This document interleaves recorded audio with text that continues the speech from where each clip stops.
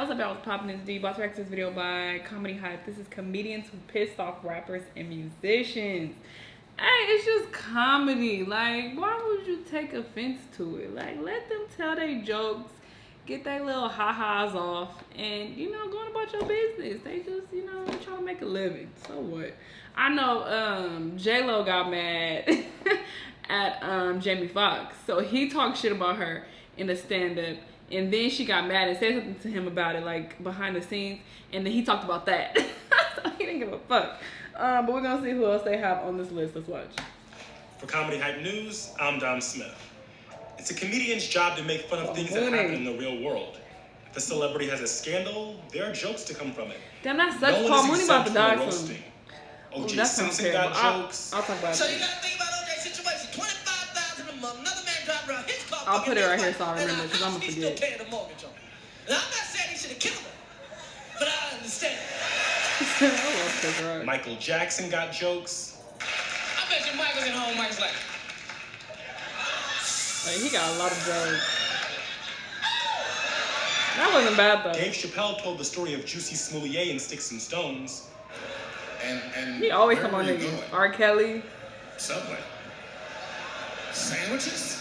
Right? Nobody eat that shit. Even here on Comedy Hype, Aries Spears shared the story of the time he was confronted by DMX and his crew for an impersonation. And these were just a few examples. He did a really good Some of these celebrities can take a joke. Others have made it known that they didn't appreciate being made fun of. We made a list of some of our favorite times rappers or singers were pissed at jokes. That too. Did the jokes go too far? Or were the artists just being too sensitive? Dave Chappelle talked shit about R. Kelly. When they were and even made a whole skit about him. List is Dave Chappelle versus and R. then Kelly. R. Kelly approached him, and then he talked about that. From the first season of Chappelle's show. The sketch features Chappelle as R. Kelly singing a parody of the Ignition remix. The sketch referenced the video that was sent to the Chicago Sun-Times back in 2002. The video allegedly showed Kelly having sex and urinating on an underage girl. This would be one of the show's most popular sketches, but R. Kelly himself had a problem with it. In January 2019, right after the airing of Lifetime's Surviving R. Kelly, Chappelle and Donnell Rawlings did a show at the Hollywood Improv.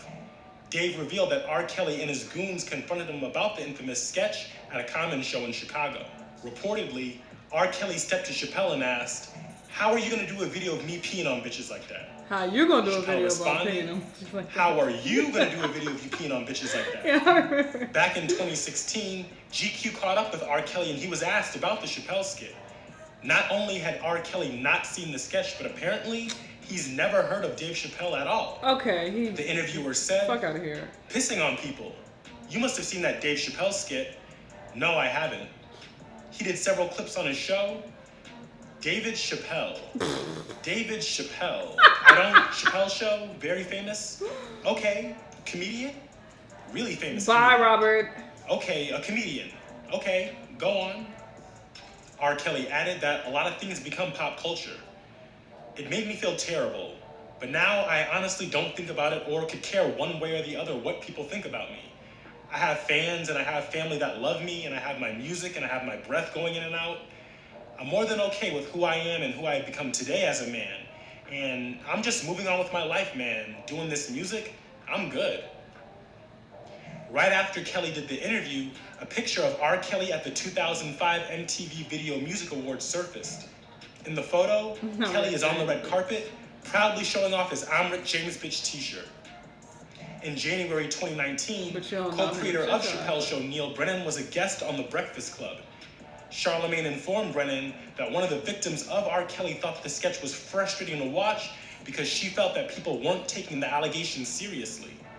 She also thought that Dave normalized and made light of Kelly's behavior.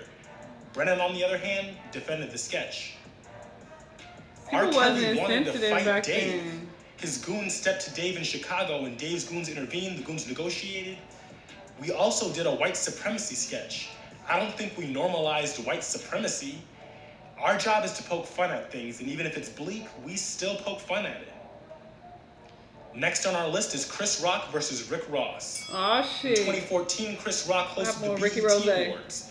His monologue consisted of jokes about former Clippers owner Donald Sterling, the Jay-Z and Solange elevator fight, and several jokes about Rick Ross. That's right, Dre got beat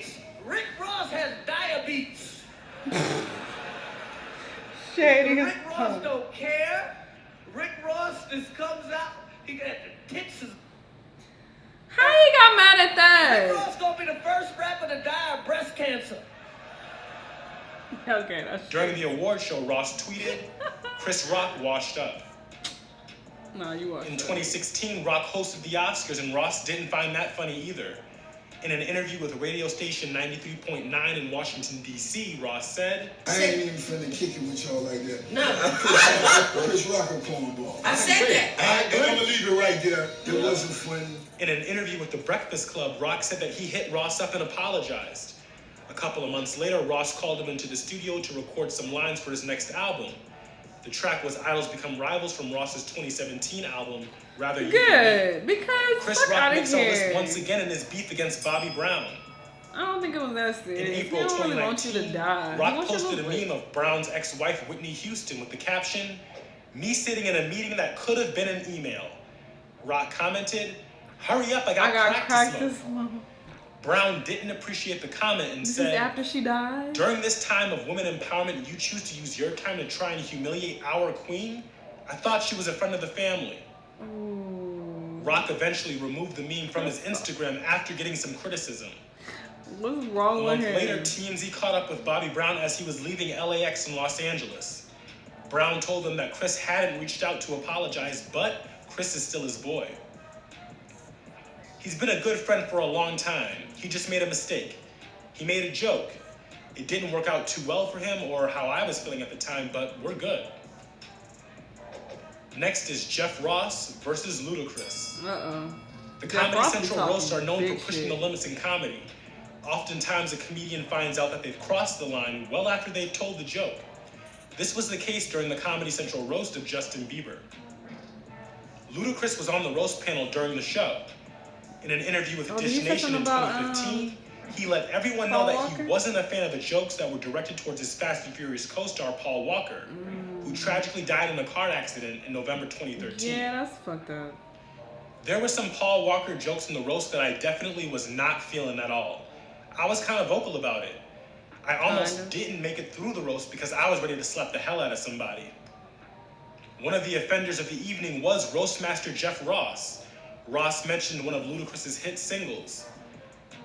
"Move, bitch, get out the way," is what Paul Walker should have told that tree. Too soon? Too fast? Too furious? Yeah, no, that's fucked Everyone up. that made a Paul Walker joke that night heard it from Ludacris. The jokes about Walker were edited out of the final broadcast. I know what was said and I feel like it was inappropriate, and I'm gonna stand by that no matter what anybody says to me. That was my friend. Y'all have your opinion about it? Cool. I don't give a damn if it was a roast or not. You don't say that about my friend. Kanye West has Yeah, always that's been a real controversial low. That's- figure I mean, ever even since for he stepped comedy, into the that's like, spotlight come in on. 2004. Like, you He's gone making back and forth dead with jokes. late-night hosts like Jimmy Kimmel and even shows like South Park. Jay Farrell makes our list for pissing off West during a sketch that aired during the 2014 MTV VMAs. Ladies and gentlemen, please welcome Kanye West.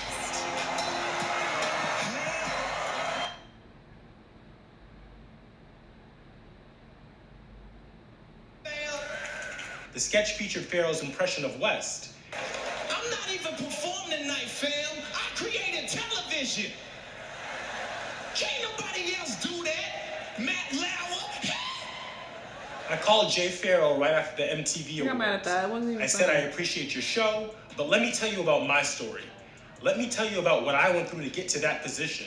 So we ain't gonna have no black comedians going on stage, spoofing the people that's working hard and helping the next man out. Oh, shut up. They wanna make a joke out of how hard we work. It's all fine and all funny and everything, but don't distract from our vision. It's not a joke what we do up here. This music that we do is not a joke. What we do culturally is not a joke. For me to be in a very publicized interracial relationship is not a joke. It's something that should be treated with respect because we're all in this together.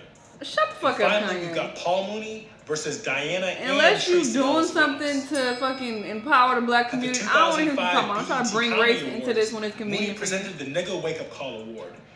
The award is presented to black celebrities who've Oh, he neglected always their pushing the blackness envelope. to try and blend in with the whites, only to find out that the whites still consider them to be a nigga. The nominees that year were Michael Jackson, Oprah Winfrey, Lil' Kim and Diana Ross. Damn, why you do her like Mooney made several jokes about Ross's DUI arrest back in 2002. In addition to that, Mooney also joked about Ross's ex-husband who fell to his death while mountain climbing in 2004. Oh no. Diana wasn't in the audience, but her daughter Tracy Ellis Ross was. Ooh. Reports say that Tracy left the auditorium in tears because of Mooney's performance. Aw. Backstage, I press like approached Tracy. Mooney and asked if his comments were over the top. How can somebody get arrested for being under the influence and go to jail and I be over the top? I think that's over the top, don't you? Agree or disagree, folks. No, comedy is not over the top. When you are a celebrity and you do crazy stuff, that's the game. One of the reporters let Mooney know that Ross's daughter, Tracy Ellis, was in the audience. I didn't know. Her mama could have been in there. That's not the point. I didn't drive drunk. Now I'm responsible for Diana Ross. If you scrutinize Jay Leno and David Letterman the same way you scrutinize me, then I'll agree with you. But if you don't touch them white folks, don't touch me. They say whatever they want to say every night. Record executive Jay King was in the audience that night and he gave his comments too. Diana Ross's thing to me was just a personal demon she was dealing with. It wasn't something that he needed to go on record talking about. If he had kept it light and funny, it would have been fine, but he got downright dirty and divisive. He said he says nigga 100 times a day. Well, today he did. I want to hear He was a it. nigga 100 times for doing that. Her daughter was in that audience. That's ridiculous. He was nasty and he was rude. Paul Mooney knows better than that. He knows where to draw the line, and he stepped over the line tonight.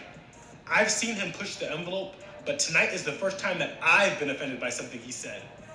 Once he knew he was offensive, he just continued on. He didn't want to stop. At that point, he meant to hurt and damage somebody. Can a joke go too far? Is anything off limits? Those have always been debated questions in comedy. What do you guys think?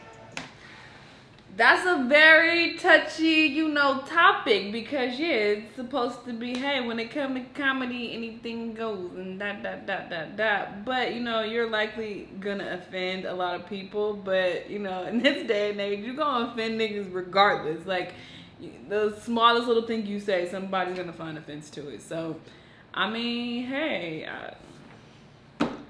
Say whatever you want to say, and then you have to deal with the consequences of that. If you're a white comedian and you making jokes about black people, just know that black people are gonna be upset. They're not gonna come to your shows like that, so you're gonna lose that demographic. So I just think if you're prepared to deal with the repercussions, then do whatever the fuck you want to do. If you saying nigga and you a white comedian, I ain't gonna be watching you. But sure, that's your life. I don't have to deal with you. I don't have to see you. Doesn't affect me. Sure, go on ahead. What I want to say about Paul Mooney. So, I made the comment that, oh, that's fucked up. He gonna die soon. I know that sounds wild. But in another reaction I did, it was with Godfrey. They were talking about how he has dementia and he doesn't have much time left. So they said in the video that he was close to dying. So that's why I said that. And I feel like, yeah, he's a really great comedian. So, it'll be a shame, when that time does come. But yeah, I mean, I think that is kind of fucked up because she was in the audience, but it's like that's what happened. That is comedy. I don't know what to say. Y'all let me know what y'all thought though. Let me know what other videos you want me to react to, and I'll see you in the next one. Bye.